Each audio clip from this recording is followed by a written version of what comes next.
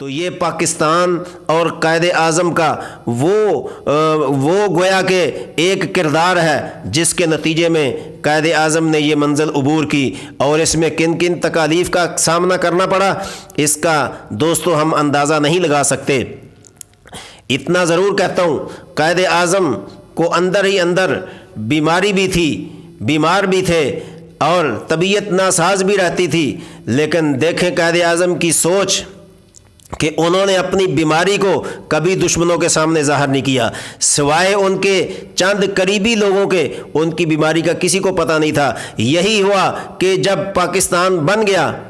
اور پاکستان بننے کے 1 سال بعد قائد اعظم کا انتقال ہوتا ہے تو دشمن یہ کہنے پر مجبور ہو گئے، کہنے لگے اگر ہمیں قائد اعظم کی بیماری کا پتہ ہوتا، قائد اعظم کی علالت کا پتہ ہوتا، قائد اعظم کے اندرون خانہ اتنی سخت بیماری کا پتہ ہوتا کہ قائد اعظم 1 سال تک زندہ رہیں گے تو ہم کبھی پاکستان کی تقسیم نہ کرتے۔ تو سامعین، اس مبارک موقع پر 14 اگست کے اس گویا کے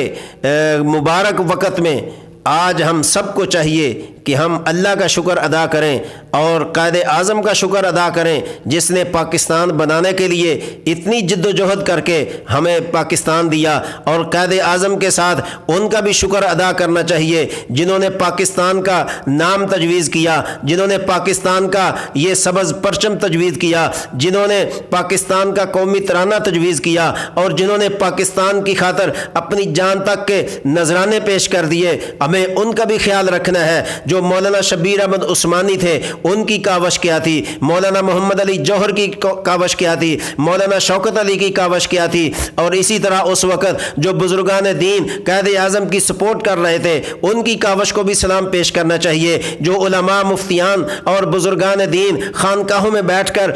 پاکستان کے لیے دعائیں کر رہے تھے، ہمیں ان کی کاوشوں کو بھی نہیں فراموش کرنا چاہیے، اس لیے کہ پیٹ پوری روٹی سے بھرتا ہے، ایک لقمے سے پیٹ کبھی نہیں بھرا کرتا۔ تو اس لیے قائد اعظم جو ایک لیڈر کے طور پر ساری زندگی مسلم لیگ کے سربراہ رہے، اور قائد اعظم کے پیچھے جتنے ان کے رپورٹر اور جتنے ان کے سپورٹر تھے، جتنے ان کے ساتھ تھے، جتنے مسلمانوں نے اس کاوش میں حصہ لیا، ہمیں ان سب کے لیے مغفرت کی دعا کرنی چاہیے، ان کو خراج تحسین پیش کرنا چاہیے، ان کی کاوش کو آنے والی نسلوں تک بیان کرنا چاہیے کہ ہمارے لیڈران اور ہمارے بانیان پاکستان نے کس طرح محنت اور انتھک کوشش کر کے اس ملک پاکستان کو ہم تک پہنچایا۔ اس کے ساتھ ہی جب پاکستان کی تقسیم ہوتی ہے، وہ مسلمانان اسلام جنہوں نے صرف اور صرف اسلام کی خاطر ہجرت کی ہے، یاد رکھیں نیت کا ہر عمل میں بڑا دخل ہوتا ہے۔ جس وقت ان لوگوں نے جو اس وقت موجود تھے ہجرت کی، صرف اس لیے ہجرت کی تاکہ ہم پاکستان میں جا کر آزادی کے ساتھ اپنی عبادت کر سکیں، آزادی کے ساتھ اپنے رب کا نام لے سکیں، آزادی کے ساتھ اپنے نبی کا نام لے سکیں، آزادی کے ساتھ ہم صوم و صلات کی پابندی کر سکیں اور شاعر اسلام کا تحفظ کر سکیں۔ جنہوں نے اس نیت سے ہندوستان سے پاکستان کی طرف ہجرت کی، یہ نیت اللہ کی بارگاہ میں شرف قبولیت ہے۔ اور کچھ ایسے بھی ہوں گے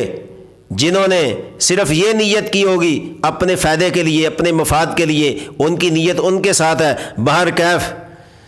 5 سے 10 لاکھ لوگ جو اس ملک پاکستان بنانے کے لیے قربانیاں پیش کر گئے، اللہ تبارک و تعالی ان سب کے ساتھ کامیابی اور کامرانی اور جنت الفردوس کا معاملہ فرمائے۔ ہم ان سب کے لیے دعا گو ہیں۔